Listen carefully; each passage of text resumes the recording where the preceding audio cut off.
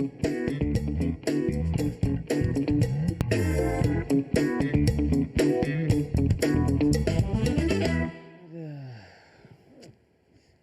amat dah, gak enak banget nih perut, ya ampun. Aduh, serba salah gerak begini, salah begitu, salah semua. Seperti laki-laki saya serba salah. Dika, Ya Clara, Dinik, kamu kenapa? ini loh. Sakit kepala? Ini kan perut bukan kepala, kalau kepala pegang di atas ini loh. Ya juga sih, lagi haid ya, datang bulan. Dong, lebih ke arah matahari kayaknya. Terus kenapa Enggak. perutnya nahan gitu kayak orang? Enggak, tadi pagi kan sarapan, makan bubur di pinggir jalan. Terus kenapa buburnya? Ya makan buburnya sama abang-abangnya sekalian sih. Oh enggak. Makan buburnya enggak. Makan buburnya emang kayaknya agak buru-buru gitulah, kayak sekarang jadi nggak enak banget perutnya. Terus kenapa? Bukan apa-apa Clara, saya tuh takut ya yang namanya kalau sakit perut begini tuh ya, sering-sering sakit perut begini itu bisa bikin stunting. Hah? Emang bisa sakit perut doang bikin stunting? Bisa tahu ya, namanya sakit perut itu bisa bikin stunting pada anak. Saya kan masih anak ini, anak ibu saya, anak bapak saya. Oh iya sih, tapi nggak gitu juga konsepnya, Itu Bambang. makanya. Masa iya udah kayak gini bisa kena stunting? Ya nggak bisa kecil lagi sih ya. Iya. Tapi itu yang mau dibahas hari ini. Kok saya mendadak sembuh ya? Oh ketahuan banget gimmick penyakitnya ya. Jadi kita mau ngebahas itu Oke. Clara. Tapi emang bisa ya gangguan pencernaan bikin stunting? Tapi kan stunting tentang pendek kan? Ya kan orang taunya kan stunting itu kan karena gizinya kurang, karena ekonomi sulit ya kan. Padahal Iya enggak ya, sih. namanya orang yang sering kena, bukan orangnya, anak-anak lah gitu ya. Yang sering kena sakit perut, sakit pencernaan itu bisa bikin stunting, makanya mau dibahas. Ya udah deh. Kita langsung buka aja dulu kali ya. seperti biasa. Iya nih. Mari Jadi kita buka penasaran, dulu. Kok bisa sih kayak gitu Biar ya? kejawab ya. Assalamualaikum warahmatullahi wabarakatuh. Selamat pagi pemirsa, ketemu sama saya lagi Dika dan Clara di acara Hal Dokter karena sehat itu asik. Tadi tuh kita mau ngebahas, nyata yang namanya sakit perut atau sakit pencernaan pada anak itu ujung-ujungnya bisa bikin stunting. Waduh bahaya ya, berarti harus hati-hati banget ya sama permasalahan pencernaan pada anak. Nah itu dia makanya Oke, berarti kenapa hari ini kita ada siapa nih? itu, karena kita mau ngebahas tentang pencernaan anak, makanya kita mau ngebahas sama dokter ortopedi.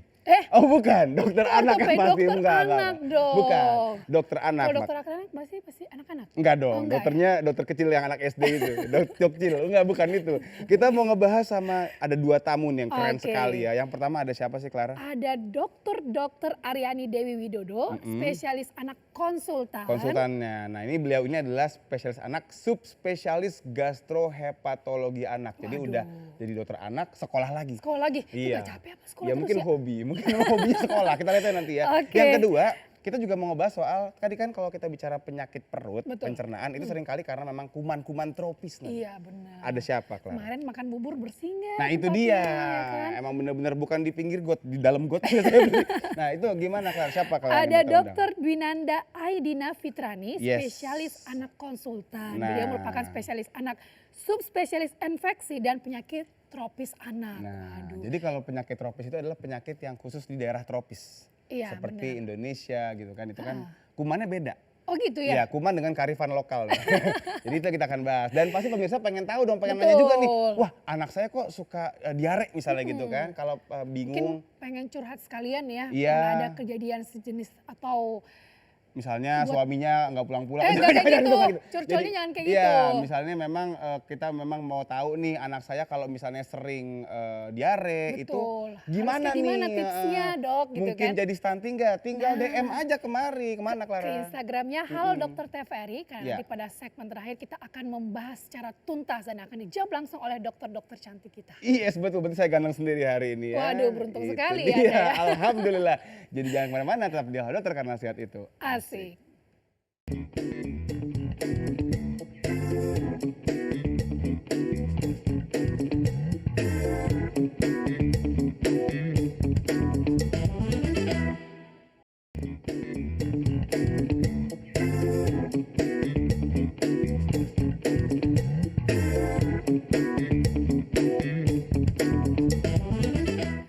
Masih tetap semangat pagi bersama Halo Dokter karena sehat itu asik. Nah, tadi kita mau ngebahas soal bagaimana penyakit pencernaan kayak diare paling sering lah ya Betul. pada anak-anak ya. rupanya bisa bikin stunting. Stunting, benar. Nah, makanya kenapa kita mengundang yang ngerti banget soal ini Betul. kan. Kita akan mengundang Dr. Aryani Dewi Widodo, spesialis anak, konsultan gastrohepatologi anak. Panjang Waduh. sekali gelarnya, Dok. Bisa agak lebih dipersingkat Selamat dikit pagi, nggak sih, Glar? dokter. Apa kabar? Pagi, Dr. Aryani. Aryani. Sehat, Dok. Monggo, Sehat, Dok. terima silakan. kasih. Duduk ya, Dok. Yes. Ini mah dokternya bukan dokter stunting, dokter stunning. Oh, Kalau ini mah stunning, ya. shimmering splendid, Nah. sekalian biar Kayak lengkap ya. princess ya. Princess. Dr. Aryani, apa kabar, Dok? Baik, terima kasih. Selalu Dr. sehat Dika. dan ceria dan segar sekali seperti Dan ini. Diusahakan ya. Dok, kalau ngomongin soal masalah pencernaan pada anak, yang ujung-ujungnya bikin stunting, sebenarnya masalah apa sih yang sering terjadi, Dok? Nah, masalah pencernaan itu sebetulnya ada banyak ya. Jadi mulai dari pencernaan usus, mulai dari lambung, kemudian hati ya. Masalah pencernaan itu banyak sekali dan yang paling sering dialami oleh anak biasanya diare. Diare. Kemudian juga ada gangguan penyerapan karena Penyerapan. jonjot ususnya kurang baik gitu ya. Oke. Kemudian bisa juga kalau anak-anak kuning itu biasanya juga ada gangguan-gangguan metabolisme sehingga bisa menyebabkan nutrisi tidak bisa diserap sempurna. Oh. Anak-anak kuning itu maksudnya kena hepatitis gitu ya, Dok ya? Anak hepatitis bisa Atau baru lahir?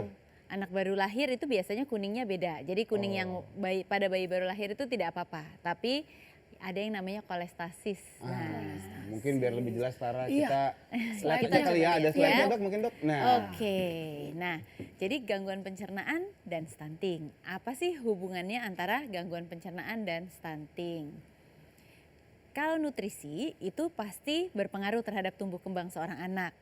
Jadi kalau nutrisi itu kurang, maka tidak bisa diserap dengan baik dan anak menjadi tidak tumbuh dengan baik. Kadang-kadang nutrisinya cukup diberikan, bukannya kurang, tapi tadi metabolisme dan penyerapannya kurang oke sehingga nutrisinya keluar lagi. Bukannya diserap oleh tubuh dan dimanfaatkan, malah dia keluar lagi. Nah, itu yang terjadi kalau ada gangguan-gangguan pada pencernaan. Pencernaan kita itu sebetulnya ada sel-sel kecil. Nah, sel-selnya itu ada jonjot-jonjot. Si jonjot-jonjot itu adalah villi usus namanya. Nah, villi usus ini membantu supaya lapangan penyerapannya lebih besar. Bayangkan kalau usus itu panjangnya segini, flat, itu lapangan penyerapannya sekian. Tapi begitu dia ada jonjot-jonjot yang sangat banyak, maka lapangan penyerapannya menjadi sangat banyak sehingga dia bisa mengambil lebih banyak nutrisi dari makanan. nah kalau digambar, Dok, yang namanya tadi jonjot itu yang mana, Dok? Berarti yang itu, Dok, yang Jonjot-jonjot jabrik-jabrik itu, usus, Dok, ya? ya ada jonjot-jonjot usus itu beda di antara sel-sel usus. Lalu dari jonjot itu ujung-ujungnya juga ada sel-sel lagi. Nah dari sel-sel itu ada anaknya lagi yaitu namanya mikrofili. Jadi kalau jonjot usus namanya fili usus, maka di atasnya ada lagi ada mikrofili. Nah Yang di kecil-kecilnya. ujungnya ada enzim pencernaan sehingga bisa mencerna makanan dan menyerap makanan dengan baik. Sebenarnya tujuannya itu, fungsi dari saluran cerna kan itu supaya makanan yang masuk bisa Serap. Serap diserap. dengan baik. Dia pecahkan dulu jadi kecil-kecil, setelah dia pecahkan baru dia bisa diserap ke dalam tubuh. Jadi mecahnya pakai enzim tadi, Iya. Betul. kemudian diserapnya lewat si jonjot Jonjot-jonjot tadi. itu. Iya. Tapi tadi ngelihat gambar yang tadi kayak ini ya, telur mata sapi ya. Oh, jadi lapar ya. Saya kalau mikir jonjot Belum jadi kayak sarapan ingat ini kayaknya. jonjot-jonjotan yang mau dicacah. Jonjot-jonjotan. Nah, jadi kalau ada gangguan, misalnya stunting gitu ya, kita mesti lihat apakah ada faktor saluran cerna di dalamnya. Pertama, asupan makanannya kurang, jelas ya, makanannya kurang, gak bisa tumbuh. Kedua, makanannya cukup, tapi ada enteropati, artinya sel-sel ususnya tidak bisa berfungsi dan tidak bisa menyerap dengan baik. Kemudian bisa juga ada disbiosis dari mikrobiota. Mikrobiota itu adalah kuman-kuman yang secara normal ada di dalam usus sehingga kuman itu akan membantu kita menyerap nutrisi dengan baik dan membantu metabolisme. Itu yang dibilang kuman baik itu bukan, Dok? Betul. Apa bakteri baik ya? Bakteri baik. Oh. Jadi di dalam usus itu sebetulnya ada bakteri baik, ada bakteri oportunistik. Oportunistik tuh artinya dia ngumpet. Jadi kalau bakteri baiknya banyak, polisinya banyak, maka semuanya teratur. Penjahatnya ngumpet. Oke, kalau yang probiotik itu, Dok? Nah, itu Betul, probiotik itu yang bakteri baik. Kalau bakteri probiotiknya kurang, bakteri jahatnya mulai ngintip-ngintip nih penjahatnya. Kemudian dia mulai membuat onar, membuat masalah. Makanya namanya keseimbangan usus itu adalah bakteri baik harus 80-85%. Kalau tidak, maka si penjahat akan mulai menyerang. Tapi taunya dari mana dok dia baik apa jahat dok? Lihat SKCK apa gimana? Ada nggak Kayaknya sih, SKCK-nya? kayaknya sih ya. Nah, tahu dari Harus mana dok? dicek dulu. ada jenis-jenis bakteri baik. Jadi misalnya yang Bifidobacterium, Lactobacillus itu bakteri baik. Ada juga jamur, misalnya Saccharomyces itu juga bakteri baik. Kemudian ada bakteri-bakteri jahat, misalnya Clostridium, beberapa jenis E. coli. Nah itu yang kurang baik lah, yang Kalau cara sebaiknya tidak menjaga- banyak. Cara menjaga bakteri baik biar tetap banyak dok. Tuh kan? Pertama, makan sehat. Makan sehat itu bisa makan yang mengandung fermentasi, jadi misalnya tempe, kimchi, Yogurt gitu, yogurt? itu makanan-makanan yang mengandung bakteri baik. Atau kita makan makanan yang mengandung prebiotik, artinya makanannya si bakteri baik, yaitu serat pangan. Jadi misalnya sayur, buah, itu kalau dimakan dengan jumlah yang cukup, maka akan membuat bakteri baiknya tumbuh subur. Kalau bakteri baik tumbuh subur, maka terjadi keseimbangan. Tapi bukan berarti dalam makanan itu ada bakterinya kan dok? Kalau untuk fermentasi iya, Iya, ada bakterinya, tapi bakteri baik. Kalau untuk prebiotik serat pangan, dia makanannya si bakteri baik supaya bakteri baiknya bisa tumbuh subur. Kalau kita banyak makan junk food, yang tumbuh itu bukan bakteri yang baik, tapi bakteri Bakteri yang oportunistik tadi. Tadi. Berarti sebenarnya kita tuh nggak yang sendiri-sendiri banget ya dok ya? Karena yang nemenin aja banyak bakteri. Banyak juga, jadi jangan pernah nggak merasa boleh sendirian. alone ya. Iya. Kasian juga temennya kuman. Ayo dok silakan. Oke, nah tapi kira-kira sih begitu. Jadi kalau ada gangguan penyerapan, dia akan membuat malnutrisi alias gizi buruk ya. Bisa malnutrisi itu bisa gizi terlalu baik kayak obes, bisa juga gizi buruk. Tapi dua-duanya tidak baik. Nah, kemudian kalau gizinya kurang baik, tidak sehat, baik terlalu gemuk atau terlalu kurus, maka mudah menyebabkan infeksi dan nanti penyerapannya juga akan jelek. Kemudian metabolismenya terganggu dan sebagainya. Ini kok susah ya? Agak Jadi tapi nggak begini, apa-apa, Dok. jadi intinya adalah kalau kita menjaga suasana di dalam saluran cerna itu baik, stabil, sehat, maka bukan hanya saluran cerna yang akan sehat, tapi juga seluruh tubuh. Karena saluran cerna itu adalah kunci dari metabolisme pertama, yang kedua dia kunci nutrisi masuk, dan yang ketiga saluran cerna itu punya hubungan dengan otak. Jadi kalau saluran cernanya sehat, maka otak juga sehat. Kenapa? Karena dia punya sinyal-sinyal yang sama. Makanya ada penyakit yang sekarang diistilahkan dengan DGBI, Disorders of Gut-Brain Interaction. Itu istilah yang setelah ini akan sering kita dengar. Karena dulu namanya sakit perut fungsional, artinya nggak ada yang salah sih, tapi anak ini sakit perut terus.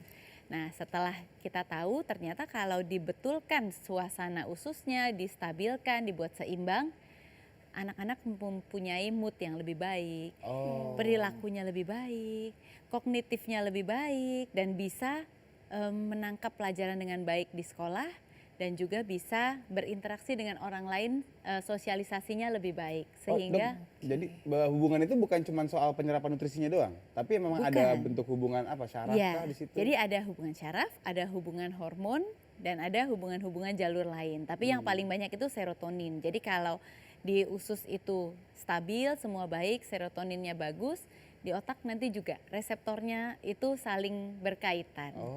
Makanya kalau melihat anak-anak yang kayaknya moodnya selalu jelek, ngamuk melulu, ya pertama lihat dulu udah dikasih makan apa belum, mungkin dia Iya, lapar. mungkin. Yang kedua cukup tidur atau tidak. Tapi yang ketiga ini, jadi suasana saluran cerna itu harus dijaga tetap baik. Satu lagi terakhir, tadi kita sudah bahas pencernaan, ini hati. Kalau hati juga bisa sangat menyebabkan gangguan. Jadi anak-anak yang kuning-kuning namanya kolestasis ya, penyakit kuning. Nah, dia itu punya banyak gangguan juga yang bisa menyebabkan stunting. Misalnya pertama, dia jadi lemes, nggak mau makan, jadi makanannya berkurang, cepat kenyang. Kemudian yang kedua, dia energinya dipakai berlebihan karena metabolisme berlebihan. Ketiga, ternyata ada gangguan endokrin, gangguan hormon. Ternyata hormon pertumbuhannya sangat turun pada anak-anak yang kuning karena salah satunya diproduksi di hati, jadi Iya, terganggu iya. juga. Dan yang Dokter maaf nih, mau nanya dulu ya sebelum nanti kita makin ke bawah tentang yang tadi kurang nafsu makan itu dok. Kalau gimana sih cara membedakan kurang nafsu makan karena memang dia lagi nggak mood aja sama yang tadi kata dokter penyakit kuning ya. Nah, ya pada Tapi dokter- anak-anak Jangan jauh Dan- dulu. Saya pasti ingin memotong nih, sudah gatal karena sudah harus iklannya. iya, Oke. dokter boleh duduk Ya. sebentar ya dok Iya. ya, karena nanti akan dijawab oleh dokter Ya. Aryani setelah yang satu ini. Tetap di Halo Dokter karena sehat itu Asik. asik.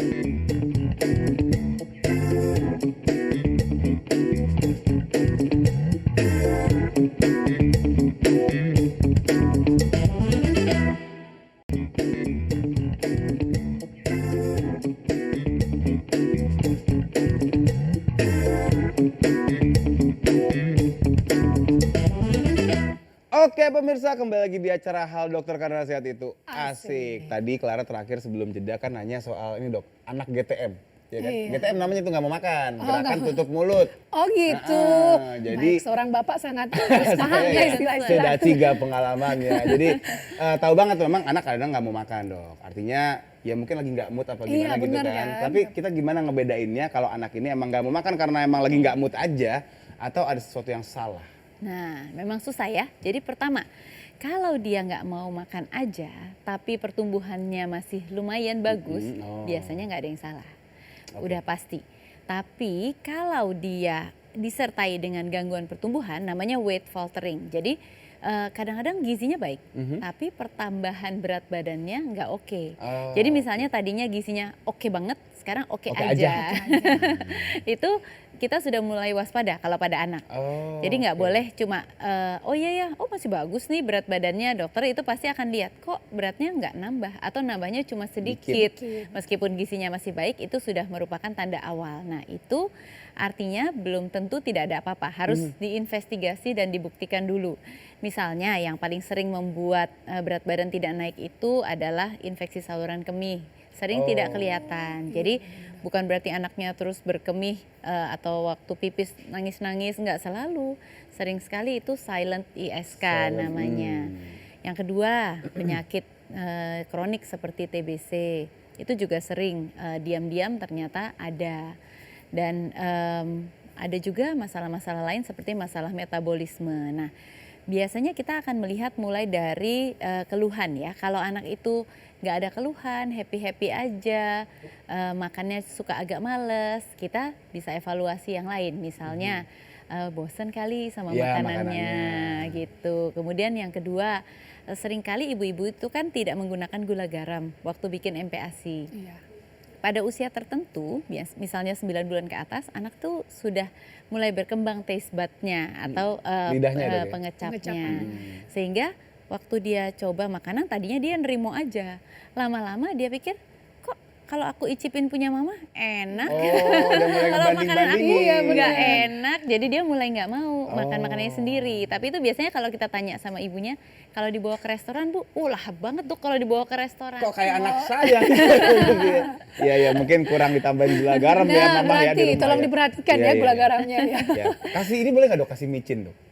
Aduh, kalau bisa kita gunakan bumbu-bumbu yang sehat. Jadi misalnya sedikit gula, sedikit garam, boleh ditumis dengan bawang, jadi supaya agak wangi. Wangi. Tapi sebisa mungkin kita tidak menggunakan pewarna, pengawet, penyedap. Oh penyedap pun sebisa mungkin jangan dulu ya dok ya.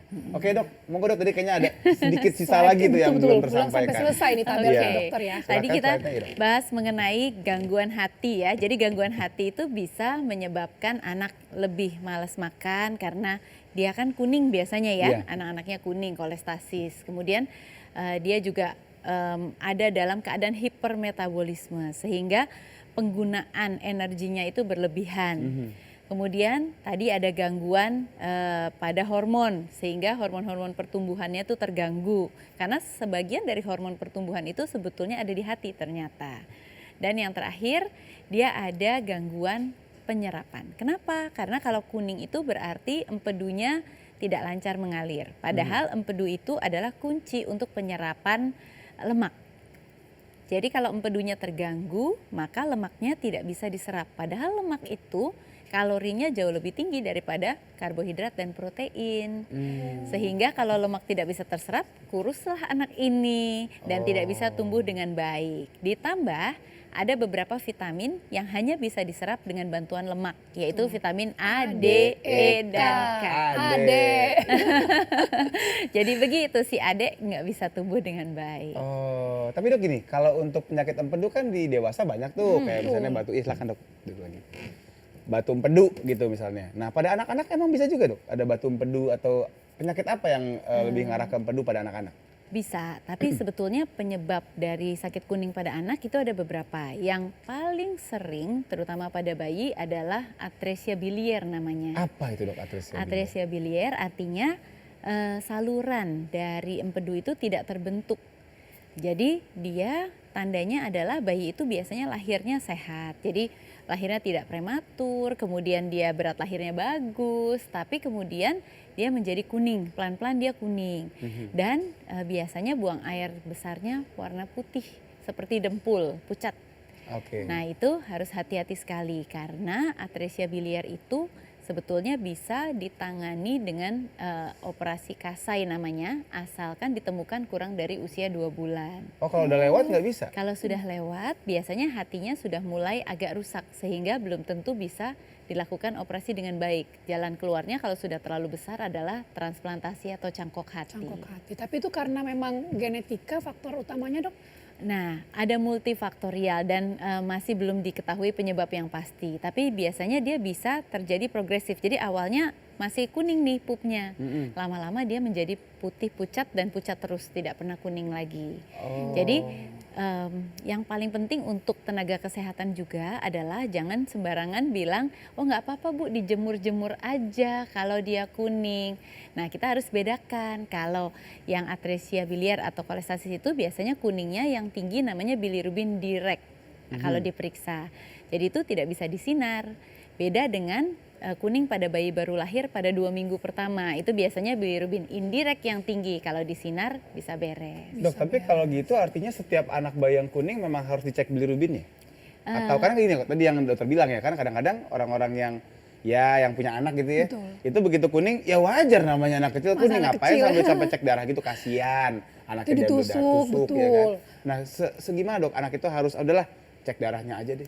Pada 2 minggu pertama itu masih namanya ikterus fisiologis, artinya kuning yang normal sampai dengan 2 minggu. Lebih dari 2 minggu kadang bisa jadi dia masih oke atau extended, tapi kalau lebih dari 2 minggu boleh kita mulai periksa-periksa. Oh, berarti patokan 2 minggu. Ya, kita harus hati-hati supaya kita tidak terlambat. Gitu. Yang jadi penasaran juga dok, kenapa tadi kan ada yang bilang, ada juga yang berkata ya kalau kuning dijemur aja, emang ya kan efek dari sinar matahari kenapa bisa bikin kuning atau bisa bikin sebaliknya? Jadi begini, kalau kolestasis tadi yang namanya kuning yang karena penyakit itu biasanya yang tinggi bilirubin direct namanya. Kalau yang kuning biasa pada bayi itu bilirubin indirect yang tinggi. Kalau di sinar bilirubin indirect itu akan berubah, membantu bilirubin indirect berubah menjadi bilirubin direct yang bisa dikeluarkan lewat feses dan urin. Jadi kalau bilirubin indirectnya tinggi bisa disinar. Tapi kalau dia kolestasis, bilirubin directnya yang tinggi itu dia tidak bisa dengan penyinaran. Nggak ngaruh juga ya karena bukan dari situ ya. Dan biasanya itu disebabkan karena suatu penyakit yang harus dicari. Iya.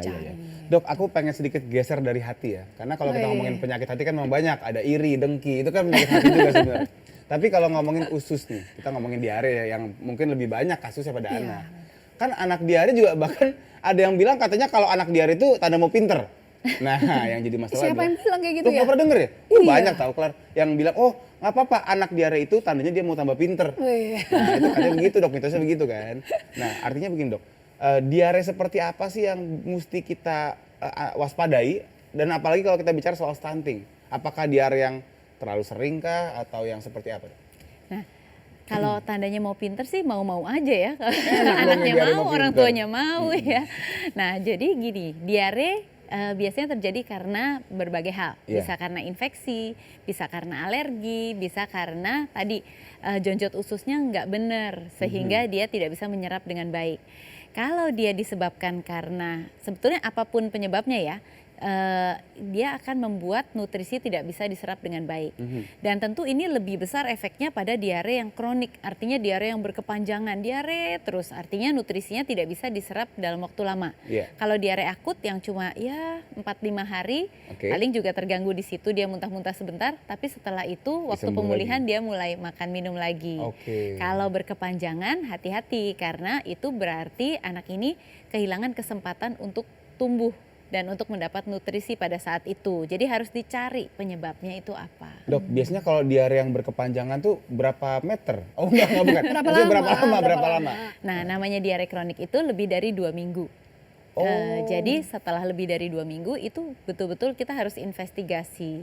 Apalagi kalau yang sudah bertahun-tahun kan terbayang ya bahwa penyerapannya itu pasti sangat terganggu sehingga anak ini tidak bisa tumbuh dengan baik. Oke, atau gini dok, apa sih yang bikin anak itu diarenya nggak beres-beres? Apa karena memang kuman yang jahat, yang sangat amat jahat sekali atau seperti apa?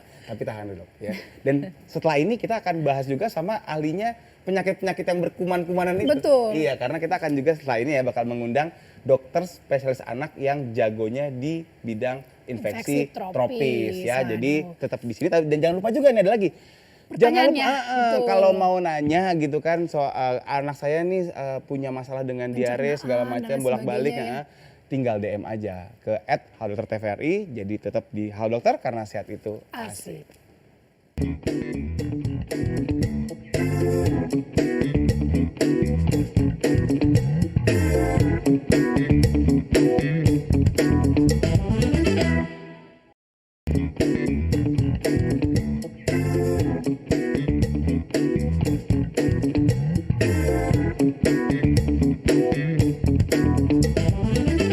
Kembali lagi di Halo Dokter karena sehat itu asik. Nah, terakhir sebelum jeda Dokter Dika yang menanyakan apa sih yang bikin anak-anak itu kok diarenya bisa lebih dari 2 minggu gitu? betul. Infeksi seperti apa? Kuman jahat kah? Atau jangan-jangan tadi ada kelainan usus kah mungkin? Betul. Apa dok biasanya? Biasanya anak itu bisa kekurangan mikronutrien. Mikronutrien itu misalnya zat besi, zinc, sehingga kualitas dari jonjot ususnya itu tidak bagus.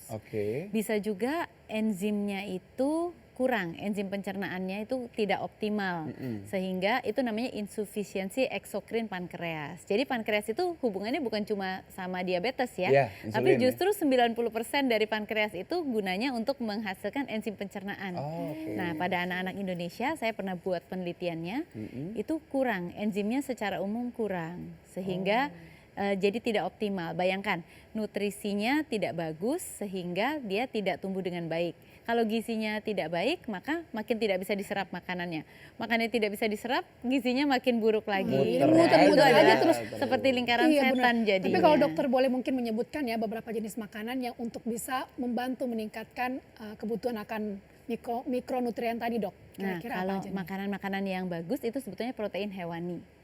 Ingat, pada anak-anak yang diutamakan adalah protein hewani untuk mencegah stunting. Protein hewani ya misalnya daging sapi, daging ayam, ikan, telur ya harus diutamakan.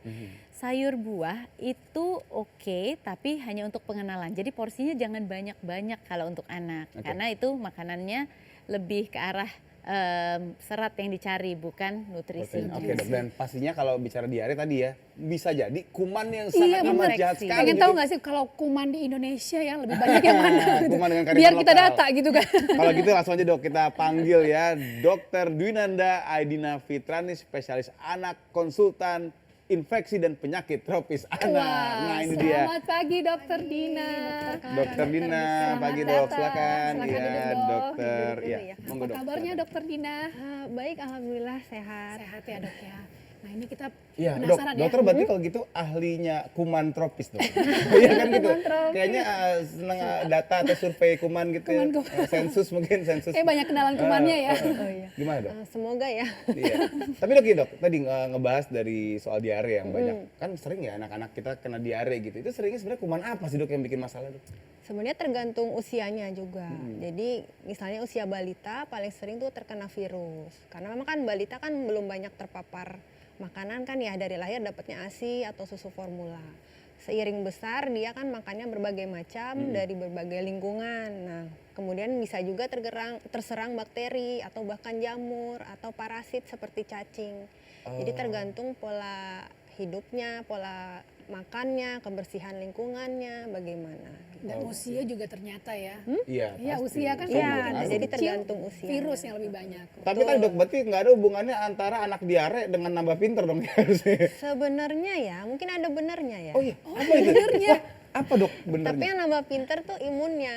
Imunnya. Oh iya, iya, kalau Imunnya. cari-cari dapat aja sih. emang. Iya, Iya, bukan iya. IQ-nya loh. Betul, Iya. jadi sistem imunnya begitu terkena infeksi, dia belajar, oh kuman ini nih nanti akan tersimpan di sel memori namanya. Oh. Begitu dia terkena lagi, jadi dia bisa jadi lebih kuat. Gitu. Tergantung Oke. memang, tergantung sistem imun masing-masing anak. Siap. Dok. Jadi mungkin Oke. ada benarnya. Gitu. Iya, tapi bukan pinter. Bukan berarti anaknya. pinter, Iya, IQ. pelajarannya langsung Iya, cemerlang tiba-tiba banget. langsung bisa ke SMA Betul. gitu. Langsung kuliah kali ya. Oke dok, monggo dok. Ada baik. slide mungkin yang ingin Ya disampaikan? mungkin akan nyambung sedikit ya Iya, nanti dari dokter. silakan dokter Dina. Oke, saya coba jelaskan sedikit ya. Jadi memang infeksi berulang, yang berulang ya. Nggak kayak tadi dokter Areni juga jelasin kalau akut mungkin hanya sementara gitu. Tapi kalau berulang dan kronik mungkin lama-lama akan jadi stunting. Nah, jadi memang infeksi itu terjadi juga tergantung dari beberapa faktor. Dari individunya sendiri, kayak misalnya tadi usia, jenis kelamin, kemudian genetiknya bagaimana, status imunitas juga, karena ada beberapa anak yang mungkin dengan status imun yang berbeda dengan yang lain, jadi lebih rentan infeksi. Kemudian lingkungannya tadi bagaimana ya, pola hidup bersihnya bagaimana, dia tinggalnya di mana, negara tropis, negara non tropis, seperti demikian.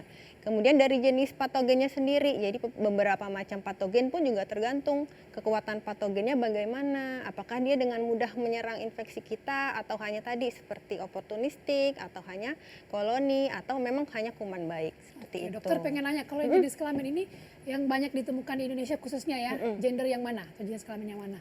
Apakah bakteri ini bisa kenalan? Atau Ya kan? bakterinya lebih banyak bakteri yang laki atau bakteri yang Iya, perempuan? benar. Oh enggak ada. Sampai kayaknya milih, bisa milih gitu kan. Kalau infeksi sebenarnya hampir sama sebenarnya. Misalnya ini contoh untuk penyakit lain, misalnya penyakit autoimun. Nah, yang secara nggak langsung kan jadi nantinya akan lebih terserang infeksi. Misalnya autoimun lebih sering pada perempuan gitu, autoimun tertentu. Nah, autoimun sendiri kan juga dia menyerang imunitas ya. Jadi jadinya secara nggak langsung juga akan terjadinya infeksi berulang. Seperti itu mungkin maksudnya. Tapi dok ini aku juga penasaran deh, kan dokter sampai ada khusus tuh ya, subspesialis penyakit tropis. Emang kumannya tropis tuh lebih jahat apa gimana dok? Enggak, karena kita tinggal di negara tropis. Nah, penyakit tropis ini ya memang tadi seperti dokter Dika sudah jelaskan ya, hanya ada beberapa di negara tropis. Misalnya kayak negara kita Indonesia, kita banyak DBD, demam dengue, malaria, terus jenis cacing tertentu itu hanya ada di negara tropis. Tapi bukan berarti infeksi negara tropis ini nggak bisa kemana-mana. Ya, sekarang udah ada namanya travel medicine. Wow, punya paspor kumannya Iya, berarti ya? bener. Bisa Punya kemana-mana ya? Jadi orang bule pun bisa terkena demam berdarah kalau dia habis jalan-jalan ke sini. Oh iya iya Ya. iya.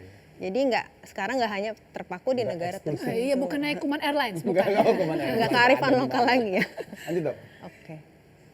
Nah sedikit juga, nah tadi dokter Aryani juga jelaskan ya, saluran cerna ini kunci. Kenapa? Karena dari mulut, lambung, hati, usus nih itu merupakan sel imun kita selain organ-organ tubuh lain tentunya. Ya, usus sendiri juga kalau dijembreng gitu ya dok ya, sangat panjang gitu ternyata, bisa 9-10 meter.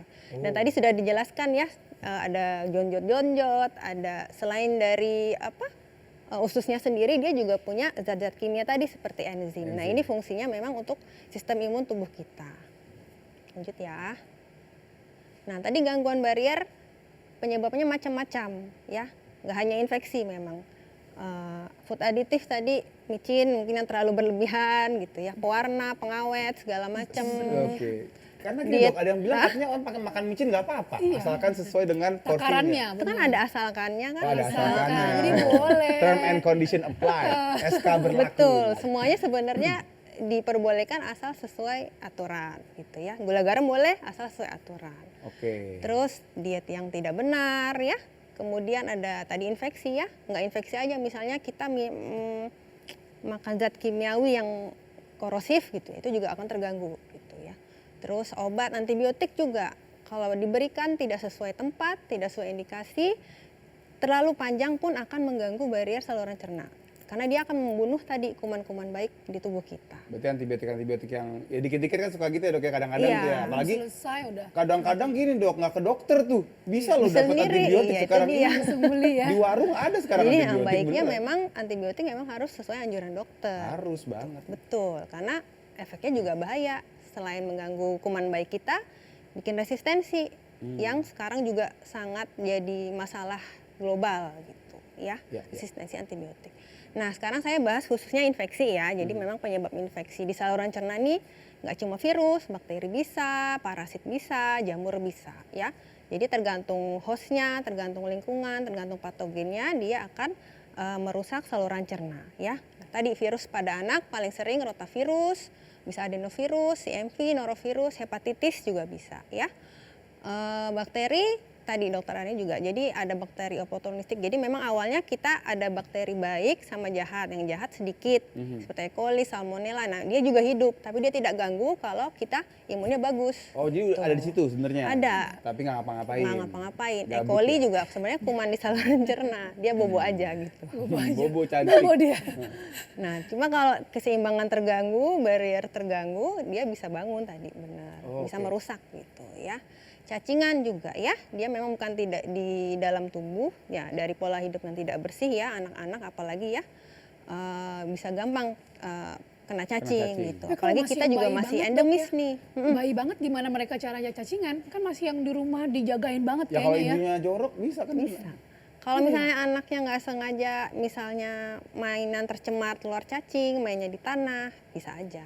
Apalagi anaknya udah mulai masukin. Kalau yang masih bayi tangan. belum bisa banyak gerak dok. Memang jarang sih, Jarang. memang. Berarti yang lebih kepada yang udah bisa Iya.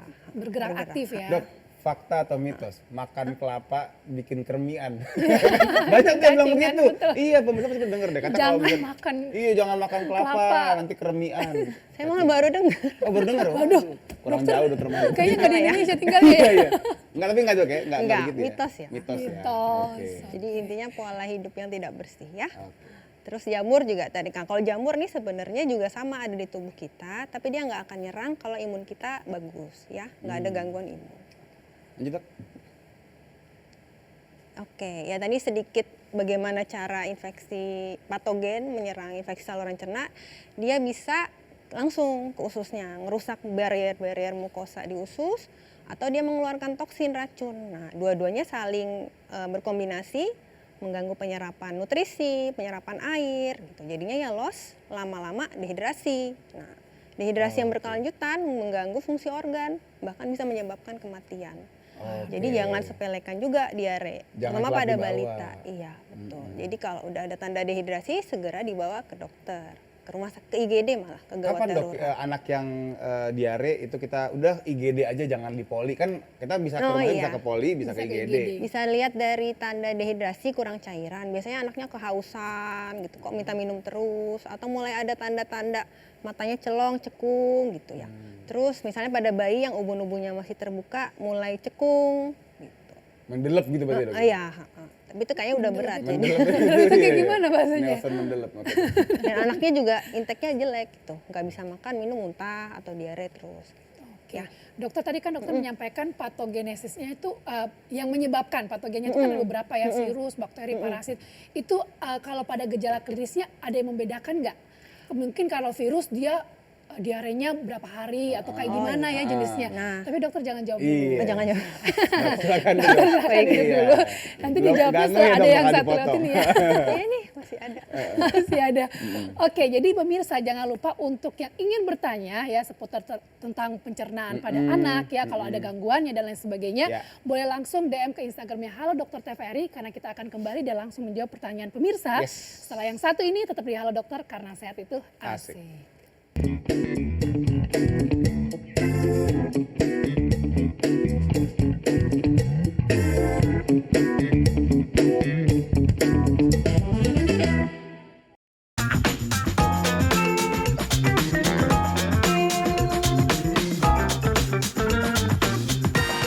Oke pemirsa, tahu nggak? Untuk menjadi sehat, kita itu cuma butuh sebenarnya 150 menit berolahraga dalam seminggu. Artinya kalau kita olahraga itu 5 kali seminggu, kita cuma butuh 30 menit doang per sesi. 30 menit kan pendek ya. lebih singkat daripada komentar juri kontes dangdut di TV. Dan kalau kita lihat nih ya, 30 menit dari 24 jam yang kita punya, itu cuma 2%. Jakatnya 2,5%. Jadi emang sebentar banget, dikit banget gitu loh sebenarnya. Bahkan kalau misalnya emang segitu sibuknya, nggak punya 30 menit, bisa dibagi dua. 15 menit pagi, 15 menit sore gitu loh. Jangan ditawar lagi, bisa nggak dok dibagi 10 biar 3 menit 3 menit. Itu bukan dibagi, dicincang namanya kalau begitu mah. 15 menit doang gitu loh. Kalau ada orang bilang, dok maaf saya masih sibuk banget gak punya waktu. Emang kerja macam apa yang gak punya waktu 15 menit kali 2? Nguras selat Sunda.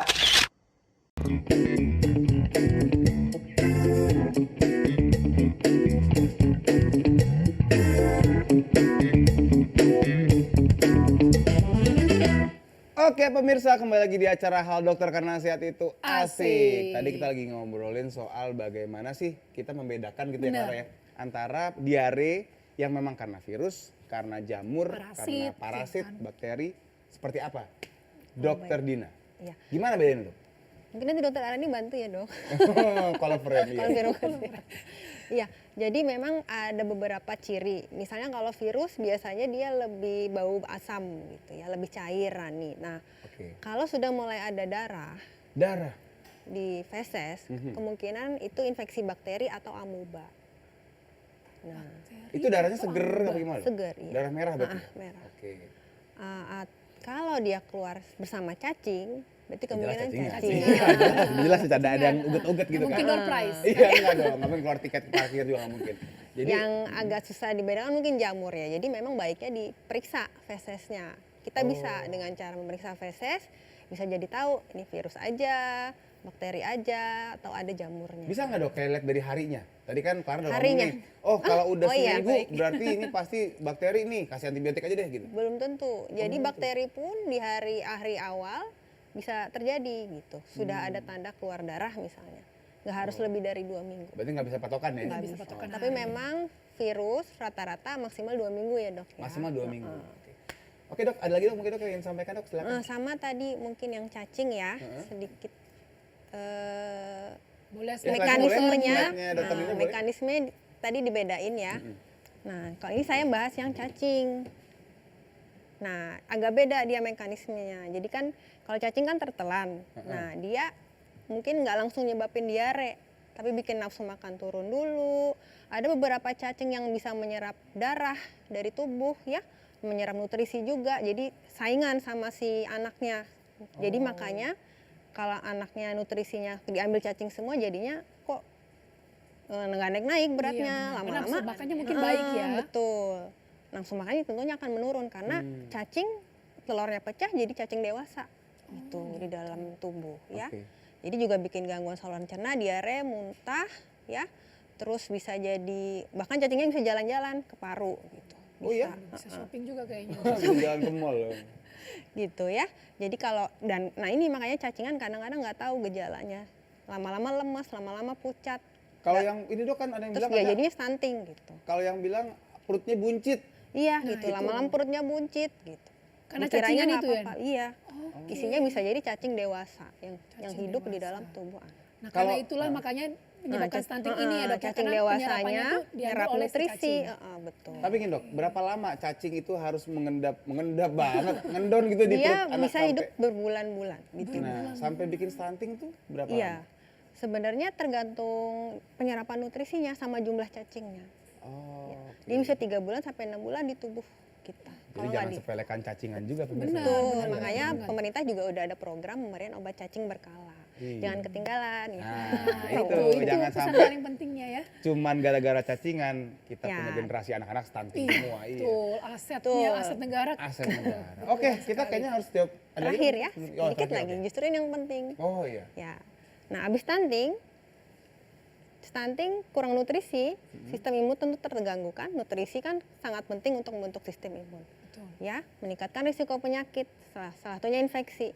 Dengan infeksi jadinya makin malas makan kan anak-anak yang infeksi, makin kurus, gitu aja muter-muter Muter, jadinya. Sampai akhirnya stunting beneran gitu kan. Jadi saling Berhubungan kayak lingkaran dengan setan, lingkaran setan. stunting dan Shaitan. infeksi. Circle of Shaitan. Jangan lupa pencegahannya tadi ya, Ya. nutrisi seimbang, perilaku hidup bersih sehat, olahraga. olahraga, istirahat cukup, lingkungan yang bersih, dan jangan lupa vaksinasi. Vaksinasi nih yang Vaksinasi. paling penting.